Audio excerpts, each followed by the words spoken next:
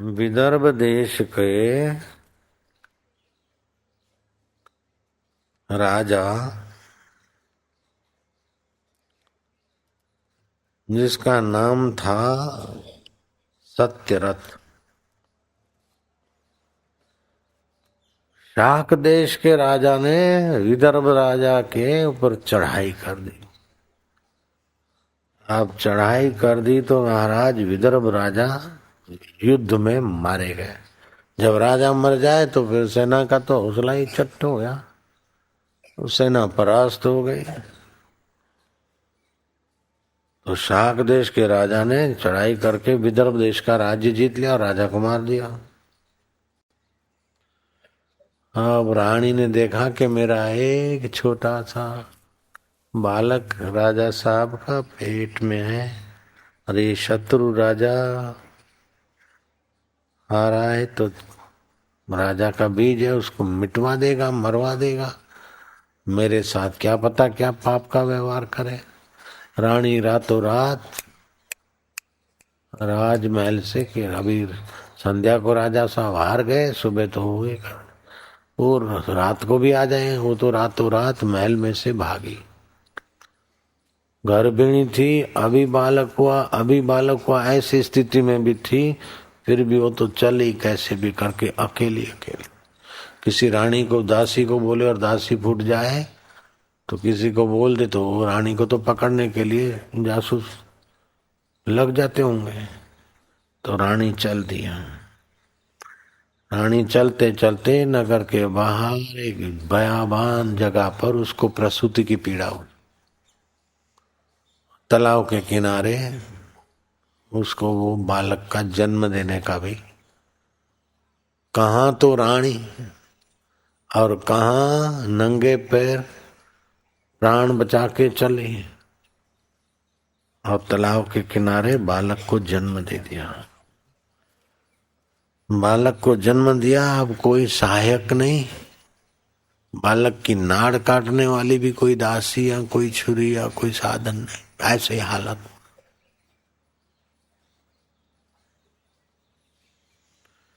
पास के तालाब में रानी धीरे से बालक को जन्म देके धीरे से प्रसूति की पीड़ा सहती तालाब में नहाने के लिए थोड़ा अंदर गई। ओ बाई को मगर खा गया, रानी को मगर खा लिया और बच्चे को जन्म देकर माई पानी पीने को और तालाब में जरा हाथ पैर धोने को मगर खा गया। अब वो नवजात शिशु जिसकी नाभि छेदन नहीं हुआ, उसका रक्षक कौन? एनु बिचारानु कौन शू थसे? लेकिन ईश्वर की सृष्टि में ईश्वर की व्यवस्था बड़ी अद्भुत है। वो नवजात शिशु को थोड़ी देर के बाद एक गरीब ब्राह्मणी वहां से गुजरी, जिसका पति तो मर गया था और एक छोटा शिशु था उसके गोद में 1 साल का। उस गरीब ब्राह्मणी ने देखा कि बालक है, इसकी कोई मां नहीं और अभी अभी जन्मा है। चारों तरफ देखा, अब क्या पता किसका बालक है, मैं कैसे हाथ लगाऊं। इतने में एक संत वहां से पसार हुए, बोले ब्राह्मणी उठाओ इसको, तुम्हें पुण्य होगा, तुम्हें लाभ होगा, भगवान तुम्हारा भला करेगा। इसकी मां नहीं है, क्या पता कुछ जानवर खा गए होंगे या तालाब वालाब में मर गए, ले जाओ बच्चे को। साधु के कहने से वो गरीब ब्राह्मणी भीख मांगकर गुजारा करती थी। एक अपना शिशु था, दूसरा ये शिशु।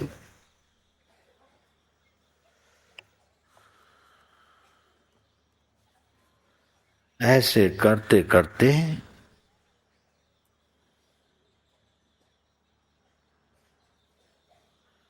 वो ब्राह्मणी अपने दिन बिता रही थी, दोनों बालकों को पाल पोस रही थी।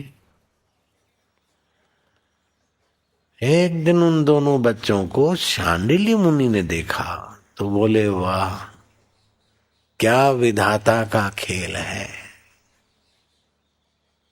ब्राह्मणी जिस बच्चे को तू पाल रही है वो बच्चा राजा है, राजा बनेगा, राजकुमार है। बोले महाराज ये राजकुमार कैसे, ये तो तालाब के किनारे पड़ा था लावारिस, और राजा का बेटा तालाब के किनारे लावारिस। बोले मैं बोलता हूँ सत्य है, क्योंकि जो प्रगाढ़ ध्यान करते हैं, एकाग्र होते हैं, उनको सब ध्यान के द्वारा देखना चाहे तो सब खबर पड़ती है। ध्यान में बड़ी शक्ति होती है। तो सांडिल्य मुनि ने गहराई में ध्यान करके देखा तो उन्होंने सब जान लिया। मुनि ने कहा तुम भीख मांगकर इस बच्चे का पालन करती है, लेकिन यही बच्चा विदर्भ देश का राजा बनेगा, क्योंकि इसका बाप विदर्भ देश का राजा था। और शाक देश ने चढ़ाई करके ले लिया, तो शाक देश के राजा को परास्त करके ये फिर राज्य भोगेगा। ये किसी को बताना नहीं। बोले महाराज ये राजा बनेगा तब बनेगा, अभी तो मैं भीख मांग के दोनों बच्चों को पालती हूँ। मैं बहुत दुखी हूँ, बाप जी कहीं आशीर्वाद आपो ने। महाराज ने कहा देखो बेटी ऐसा करो, भगवान शंकर ओघड़दानी है, 4 महीने का भगवान शिव जी का व्रत रखो। ओम नमः शिवाय, ओम नमः शिवाय, ओम नमः शिवाय, ये मंत्र का जाप करो। और ये प्रदोष व्रत के नियम बता दिए कि ऐसा ऐसा खाना, ऐसा ऐसा उठना है सुबह, और धरती पे सोना है बिछाकर, कोई गद्दी बद्दी पे नहीं, खाट पे नहीं। और प्रदोष व्रत का जो नियम था वो बता दिया, और शिव जी की पूजा की विधि बता दी। बोले ये व्रत पूरा होते ही तुम्हारे पास शिव जी की कृपा का वो धन धान्य प्रसाद आ ही जाएगा। अपना बेटा 15 वर्ष 1 महीने का और वो दूसरा बेटा 15 वर्ष का, दोनों एक दूसरे के साथ स्नेह से रहते थे। एक दिन ब्राह्मणी का पुत्र अकेला ही घूमने चला गया, नदी किनारे टहलता था, तो नदी की मिट्टी कटती कटती नदी में गिर जाती ना थोड़ी थोड़ी, तो नदी की मिट्टी कट कट के गिर रही थी, तो लड़का देख रहा था। इतने में थोड़ी सी मिट्टी का चट्टा गिरा और एक सोने का कलश जिसमें अशर्फियां अशर्फियां अशर्फियां। ब्राह्मणी के बेटे ने उठाया, देखा तो ये सोने का कलश अशर्फियां। माँ मैं नदी किनारे घूमने गया और ये कलश मिला है। बोले बेटा ये मिला है तो तुम और तुम्हारा भाई दोनों इसका उपयोग करो, अपना धंधा व्यापार जो करना है। जो क्षत्रिय का बेटा था, वो राजा का, वो रानी जिसको जन्म दे के मर गई, उसने बोला माँ ये तो मेरे बड़े भाई ने लिया, उन्होंने देखा, उनका हिस्सा है, मेरे भाग्य का होगा, मुझे अपने आप मिलेगा, मैं इस पे से नहीं लूंगा। बोले भाई तुम दोनों बेटे, तुम दोनों मेरे पले पोसे हो, तो बोले नहीं मेरा भाग्य मेरे साथ।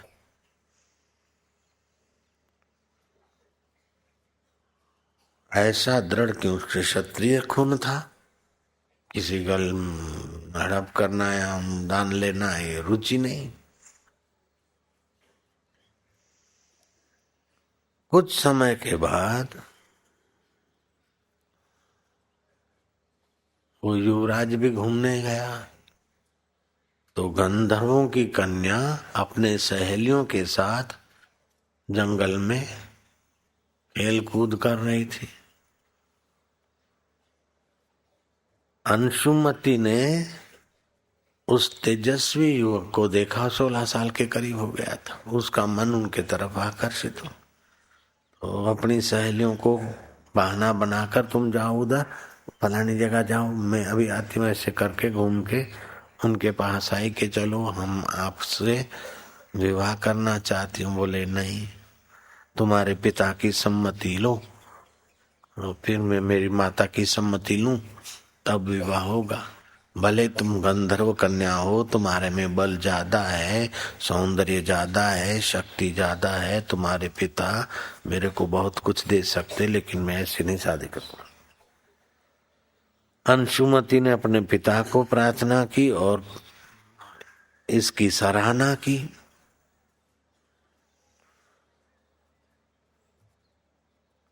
तो प्रमुख गंधर्व बड़े प्रसन्न हुए।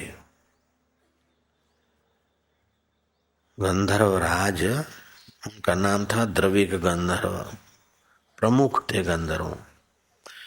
तो उनकी पुत्री अंशुमति का विवाह युवराज से हुआ। जब तो गंधर्व से विवाह हुआ तो गंधर्वों के पास मनुष्यों से 4 गुनी ज्यादा शक्ति होती। कई जगह पर तो और भी कुछ बताते हैं, रूप बदलना, अदृश्य होना, ये भी उनके पास ज्यादा शक्ति होती जो मानवीय जीवन में नहीं होती। बड़े में बड़े शक्तिशाली मनुष्य से भी 4 गुनी ज्यादा शक्ति होती। शक्तिशाली मनुष्य अदृश्य नहीं हो सकते, लोक लोकांतर नहीं जा सकते आदि।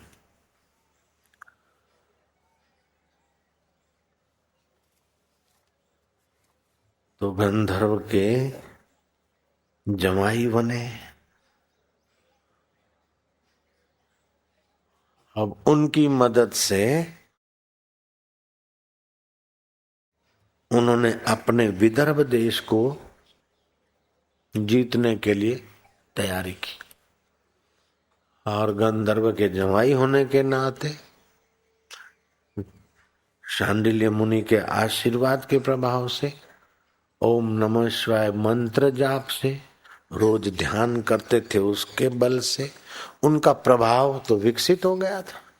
जरा सा प्रवचन भाषण करे तो सब उनके साथ, जरा सा सत्संग भाषण करे सब उनके साथ, अपना बड़ा सैन्य बना दिया। जैसे शिवाजी ने, शिवाजी थे तो बिल्कुल साधारण दरबानी के बेटे, और मराठों को भाषण करके इकट्ठा करके अपना युद्ध करके राजा बन गए। वो ब्राह्मण कुमार के साथ रहने वाला, भीख मांगकर पेट भरने वाली ब्राह्मणी के घर पोषित होने वाला को भी प्रारब्ध ने फिर से विदर्भ देश का राजा बना के दिखा दिया। लेकिन एक बात विशेष हो गई कि जैसे दूसरे राजा विलासी होते थे, स्वार्थी होते थे, शोषक होते थे, अथवा जुल्मी कोई होते थे, ऐसा कोई भी दोष इस राजा में नहीं, क्योंकि शांडिल्य मुनि ने उनको दीक्षा दी थी। और मानवीय संवेदनाएं विकसित हो, ऐसे ही कठिनाइयों में जीने वाली ब्राह्मणी माता का संग मिला था। भगवान के नाम का जप और ध्यान का आश्रय था। तो विदर्भ देश का राजा मर गया, उसका पिता, उसके बाद 16 साल तक दूसरों ने राज्य किया। लेकिन जब इस युवराज ने चढ़ाई की तो विलासी राजा देखते देखते परास्त हो गया। इस ब्राह्मण के संपर्क में आने वाले युवराज ने ये निष्कर्ष निकाला कि विलासिता आदमी को कमजोर बना देती है और कठिनाइयां मनुष्य को मजबूत बनाती है, महान बनाती। प्रारब्ध में होगा, वो खाना पीना रहना मिलता है, लेकिन मानवीय संवेदना का जो सद्गुण है, वो जो अंतरात्मा को संतोष देता है, वो सत्ता संतोष नहीं दे सके, पैसा संतोष नहीं दे सके, वाहवाही संतोष नहीं दे सके, जो अंतरात्मा परमात्मा का संतोष मिलता है। सादा जीवन, अपने लिए ज्यादा खर्च नहीं, जो भी सूती मोती जैसा कपड़ा मिल गया पहन लिया, साफा बांध लिया, माला गले में डाल दी। जय जय सिया राम।